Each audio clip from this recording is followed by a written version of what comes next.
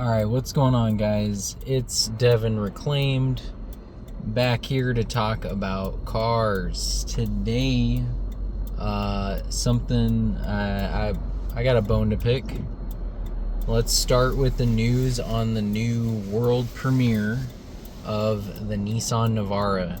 Now, the Nissan Navara is the global market midsize truck from Nissan that we don't have here in the United States. It has now been revealed that the new one will be a rebadged Nissan Triton from their partners over there at Nissan Motors. Kind of a disappointment for everybody involved, because one, it's not a genuine Nissan product. Two, the Triton is kind of a lackluster truck. The powertrain is just really weak and anemic. The size of the vehicle, it's pretty global market stuff. It's, last two generations of mid-sized truck. And it's just a shame to see Nissan stoop to this level. And it's a sign of what Nissan's doing to cut costs and really get their shit together. Because this is the second car now that is a rebadged Mitsubishi product. Just when I thought Mitsubishi was going to turn into a parts supplier, they're now providing platforms and powertrains for bigger car companies. So, yeah. Pretty disappointing. I mean, I read the comments from some of the other people around the world, especially the Australian people that drive Navaras. They're sad, and they really would like the Frontier that we have here. The genuine Nissan product, strong gasoline V6, no frills, just basic, no-nonsense pickup truck that is, it's on an older platform, but size-wise, it's more in line with the other mid-sized trucks here in the United States, a little brawnier in stature, as far as length, width, inside cabin space and stuff. And even just the strength of the frame and payload capacity, towing capacity, is just kind of extremely competitive versus what you see globally.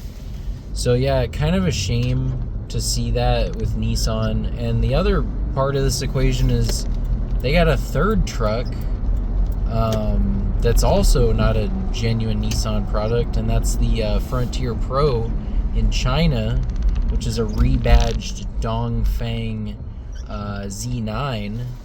And then they also have a European version of that car. The Santana 400 is a Spanish-built local product for Europe of the same truck. So Nissan's got a Chinese truck, they got a Mitsubishi truck, and then they have a genuine pickup truck for the United States. Kind of a strange strategy there. I would think you would just consolidate, cut costs, consolidate, and just ship the Frontier in, or build it in the Australasian market, the American Frontier. Just build it or ship it to that market, and just, kind of strange, because it alienates people. It alienates your customer base that knows and loves your product, to have the newest version of it not be a genuine article. So yeah, really weird. I was almost hoping that Chinese truck was just going to be the replacement for all of them, because that thing has got a plug-in hybrid with like 520 foot-pounds of torque and like a 500-mile cruising range. So I was kind of hoping that the Frontier Pro in China, the Dongfeng, would just be the replacement for all of them, because it really is, like, on paper at least, it's the superior product. I mean, size-wise, it's pretty good, competitive, and then powertrain is just like a cut above everything technologically. For better or for worse, the American market's kind of strange. It does and it doesn't like change. Like, people are taking to the new Tacoma and front 4Runner with the hybrid powertrain more than the naysayers online will have you believe. So, yeah, anyways. So, we'll make this talk, we'll expand it into also mid-size off-road vehicles in general. And just the idea of mid-size trucks globally, and now this departure with America taking the lead, really, which is not what it used to be. It used to be Australia was like the motherland of mid-size 4x4s, and they had the latest and the greatest and the coolest and the best and some of the different stuff. They do still have some different stuff, but I mean, man, when you look at what we have here, I don't think those things can even hold a candle at this point. So the new Hilux was revealed. Say what you will about the styling, I think it looks cool, but it doesn't look as cool as the Tacoma. The Tacoma definitely looks cooler this time. And powertrain wise and frame wise, you would have thought they were going to go to the new TNGAF. They stayed on the old platform, and I think that's a sign of where this vehicle's positioned.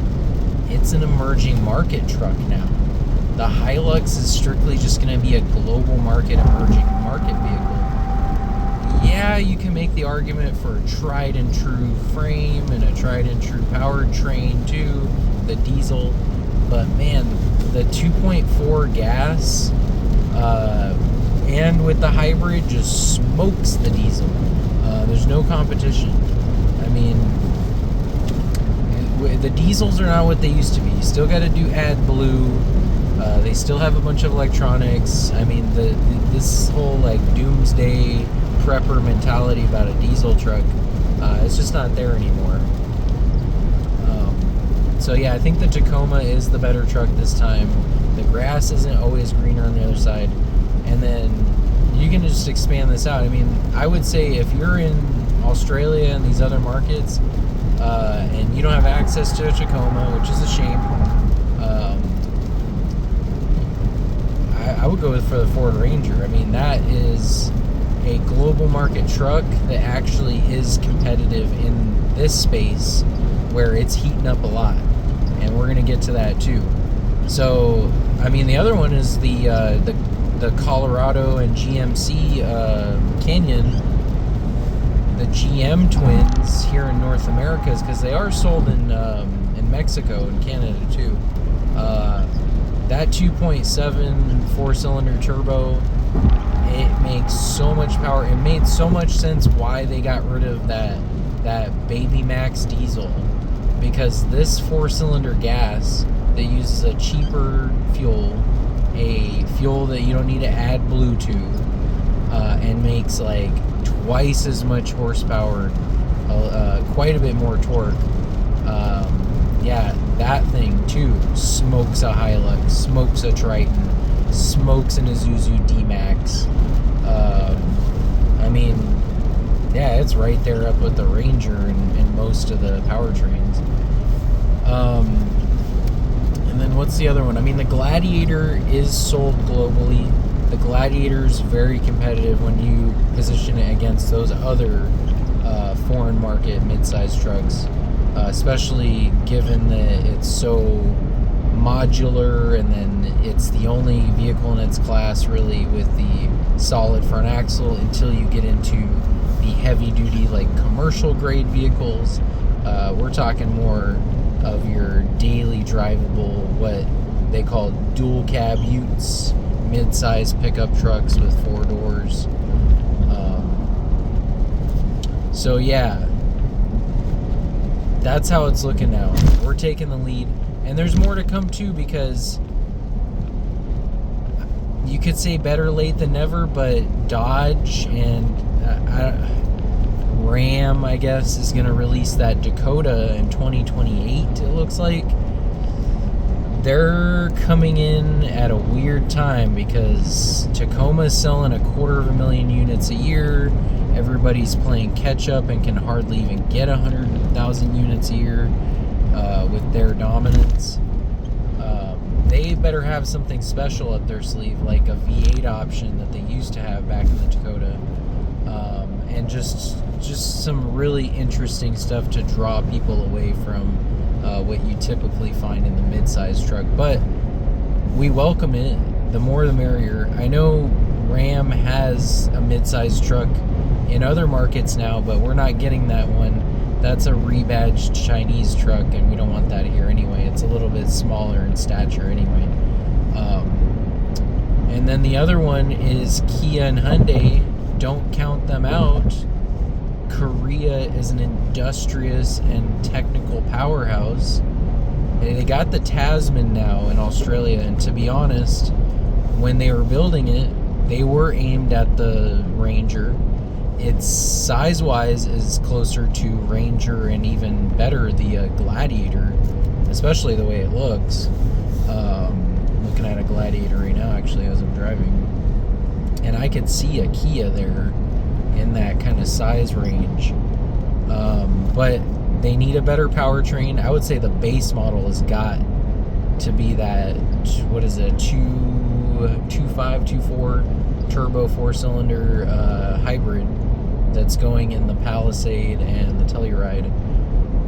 They're going to have something a little more special too, because with Ranger's powertrain options, with the iForce Max from Tacoma,